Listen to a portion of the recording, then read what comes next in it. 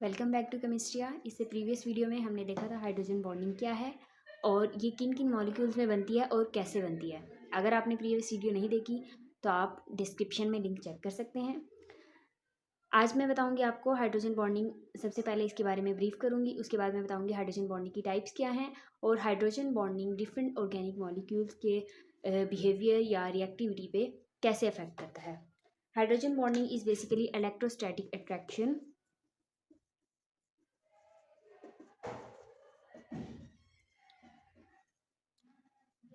between hydrogen attached to electronegative atom with lone pair on another atom.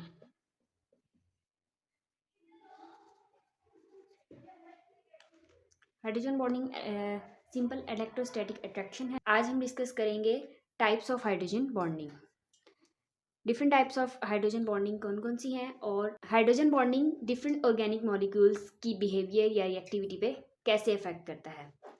First of all, types of hydrogen bonding. There are two types of hydrogen bonding: intermolecular hydrogen bonding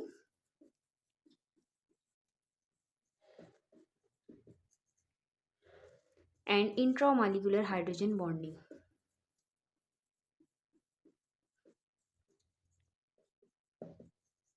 इस hydrogen bonding को हम chelating भी कहते हैं। जब हम examples देखेंगे तो मैं आपको बताऊंगी कि इसको चिलेटिंग हाइड्रोजन बॉन्डिंग क्यों कहते हैं।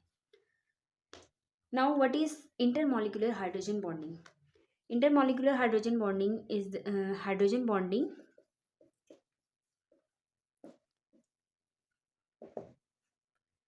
between two similar atoms or two different atoms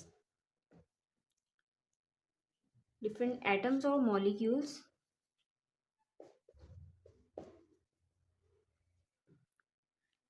for example, this hydrogen bonding is present in alcohols,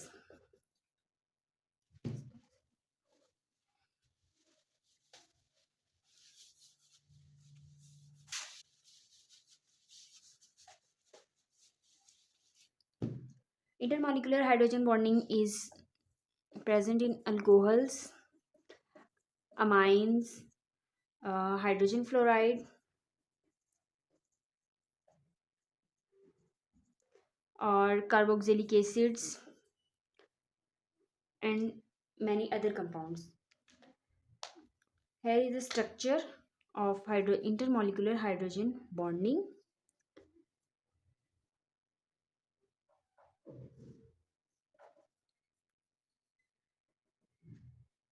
This is intermolecular hydrogen bonding between alcohol molecule and this onward.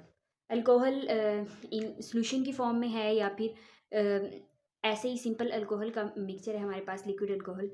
जो small molecular weight alcohols होते हैं वो ये इस type की hydrogen bonding बनाते हैं। कुछ कंपाउंड जो हैं वो डिमर्स बना लेते हैं इंटरमॉलिक्यूलर हाइड्रोजन बॉन्डिंग्स में, जैसे कार्बोक्सिलिक एसिड या फिर लार्ज फंक्शनल ग्रुप कंपाउंड्स इस तरह का स्ट्रक्चर देते हैं। फॉर एग्जाम्पल एसिटिक एसिड का डिमर हम यहाँ पे देख लेते हैं, CH3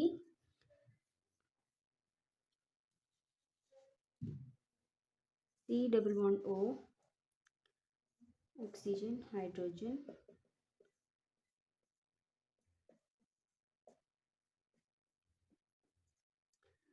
this is dimer of acetic acid. ये भी किसी एक कंपाउंड के सॉल्यूशन के अंदर होता है, डिमर्स बनते हैं डिफरेंट मॉलिक्यूल्स के, और ये डिमर प्रॉपर्टीज़ को बहुत ज़्यादा अफेक्ट करते हैं डिफरेंट मॉलिक्यूल की। जैसे कि यहाँ पे एसिटिक एसिड का है तो ये इसकी प्रॉपर्टीज़ को बहुत अफेक्ट करता है।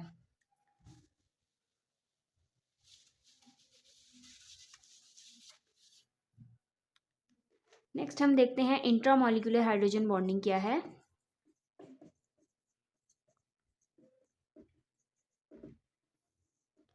इंट्रामॉलिक्यूलर हाइड्रोजन बॉन्डिंग या फिर जिसे चिलेशन भी कहते हैं, Intermolecular hydrogen bonding is hydrogen bonding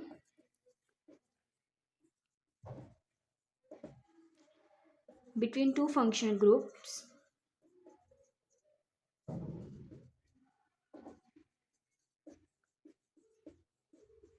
of same atom or same molecule.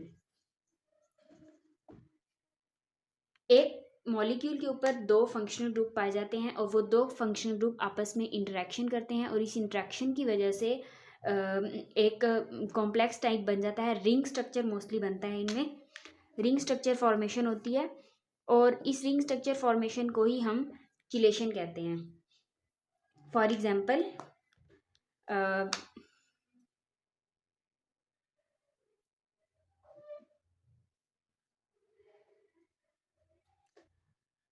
Example ortho hydroxy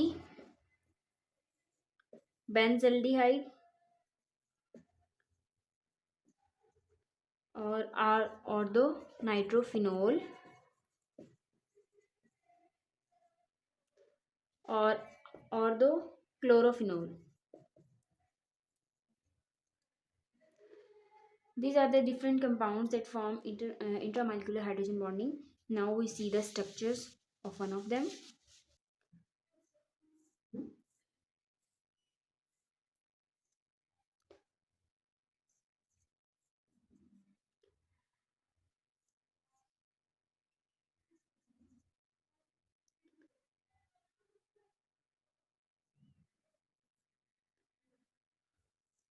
This is salicyl aldehyde,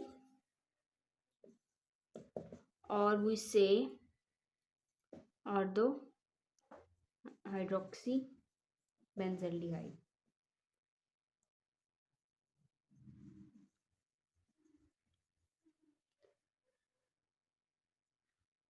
Hydrogen bonding occur between hydrogen and oxygen, hydrogen of alcohol and carbonyl group of aldehyde.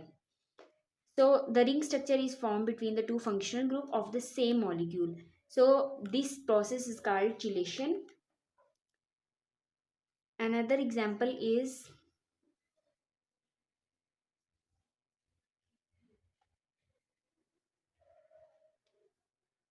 ऑर्थोनाइट्रोफिनोल. ऑर्थोनाइट्रोफिनोल में भी same process है.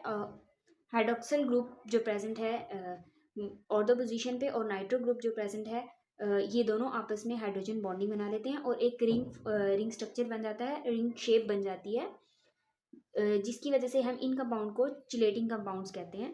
और इस तरह से hydrogen bonding जो है वो ऑपरेट करती है, इंट्रामॉलिक्यूलर हाइड्रोजन बॉन्डिंग, और ये डिफरेंट प्रॉपर्टीज देती है इन मॉलिक्यूल्स को.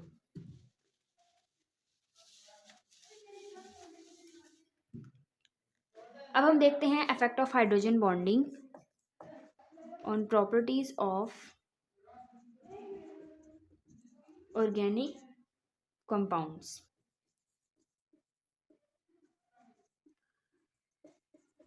हाइड्रोजन बॉन्डिंग ऑर्गेनिक कंपाउंड्स के बिहेवियर को चेंज कर देती है, डिफरेंट प्रॉपर्टीज चेंज होती हैं. फॉर एग्जांपल अगर हम फिजिकल प्रॉपर्टीज की बात करें,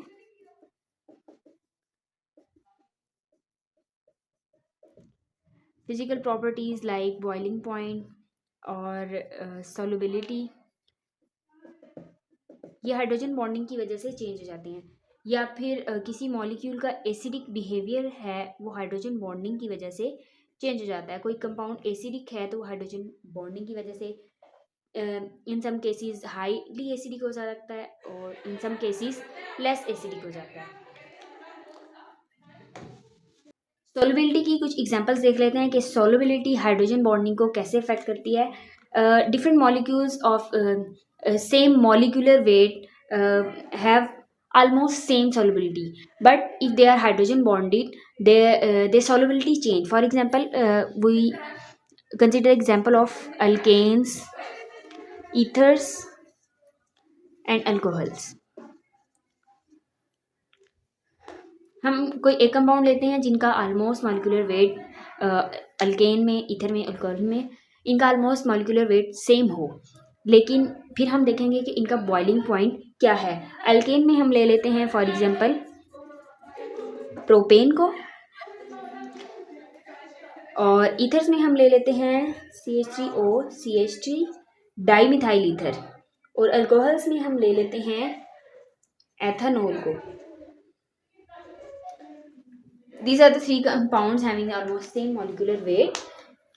Boiling point of alkane is minus 45 degrees centigrade. Boiling point of dimethyl ether is minus 25 degrees centigrade. And boiling point of ethanol is 78 degrees centigrade. Alkanes and ethers have no hydrogen bonding.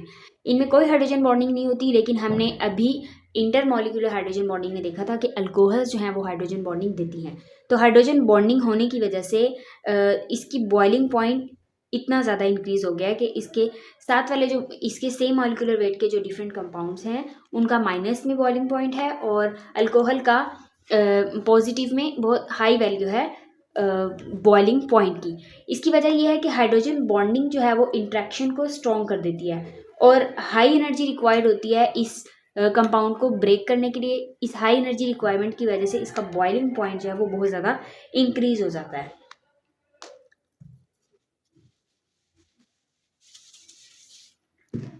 दूसरा fact जो हमने पढ़ना है वो है solubility. Solubility को hydrogen bonding किस तरह अफेक्ट करती है?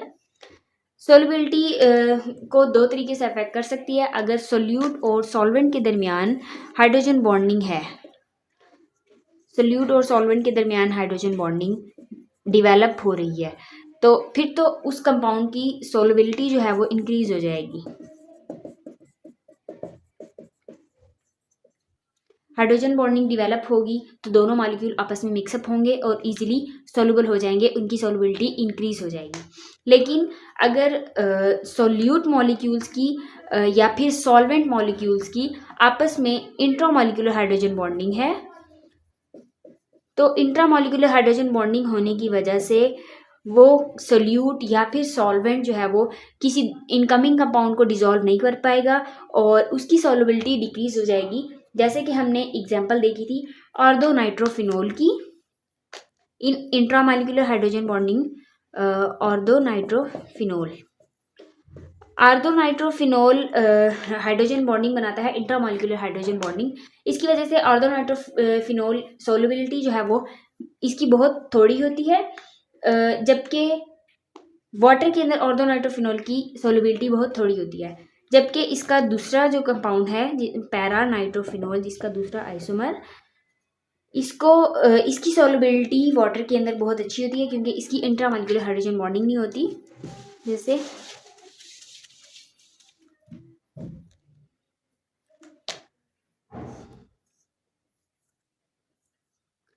This is ortho nitrophenol. Ortho position पे होने की वजह से हाइड्रोक्सिल ग्रुप और नाइट्रो ग्रुप के दरमियान कोई इंटरमॉलिक्यूलर हाइड्रोजन बॉन्डिंग नहीं है, जिसकी वजह से ये ऑक्सीजन इजीली वाटर के साथ हाइड्रोजन बॉन्डिंग बनाकर और इजीली डिसॉल्व हो सकता है, इजीली सोलुबल हो सकता है. तो इस तरीके से आपने देखा कि सोलबिलिटी कैसे हाइड्रोजन बॉन्डिंग की वजह से चेंज होती है. अल्कोहल्स में भी इसी तरह अल्कोहल इसलिए सोलुबल होते हैं वाटर के अंदर क्योंकि इनके अंदर हाइड्रोजन बॉन्डिंग होती है. Just like that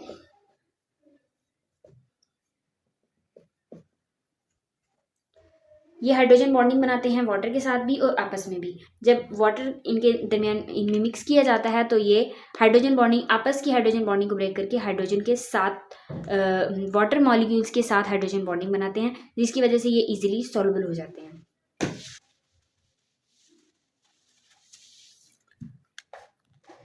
next property है एसिडिटी या फिर acidic behaviour. Different organic molecules का एसिडिक बिहेवियर कैसे चेंज हो जाता है हाइड्रोजन बॉन्डिंग की वजह से. यहाँ हम एग्जांपल लेंगे एक कार्बोक्सिलिक एसिड की, ऑर्थो हाइड्रोक्सी बेंजोइक एसिड या सैलिसाइक्लिक एसिड, जिसको हम सैलिसाइक्लिक एसिड भी कहते हैं.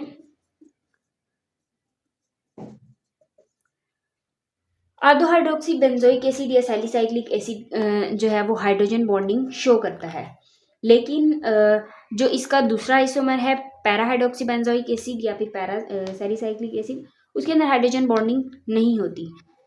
हमारे पास जो ऑर्थो हाइड्रोक्सी बेंजोइक एसिड है, you can see here OH।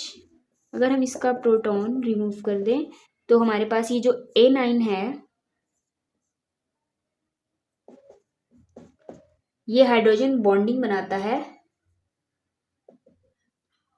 OH के साथ। इस हाइड्रोजन बॉन्डिंग की वजह से इसका एसिडिक बिहेवियर जो है ऑर्थो हाइड्रोक्सी बेंजोइक एसिड का 40 times more acidic. It is 40 times more acidic than para hydroxybenzoic acid.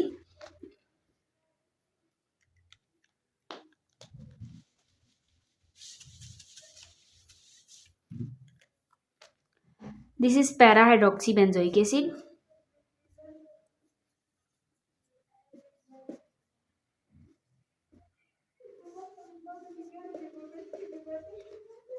अगर इसकी हम डीप्रोटोनेशन करें और A9 बनाएं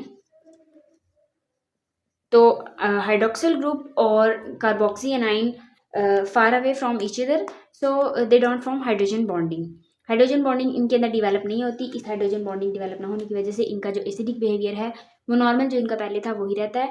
लेकिन जो पैरा हाइड्रोक्सी बेंजोइक एसिड है, sorry ortho hydroxy benzoic acid है, उसका hydrogen bonding, intramolecular hydrogen bonding develop होने की वजह से 40 टाइम्स एसिडिक बिहेवियर इंक्रीज हो जाता है। होप सो आपको ये वीडियो अच्छी लगी होगी। लाइक, शेयर एंड सब्सक्राइब करें।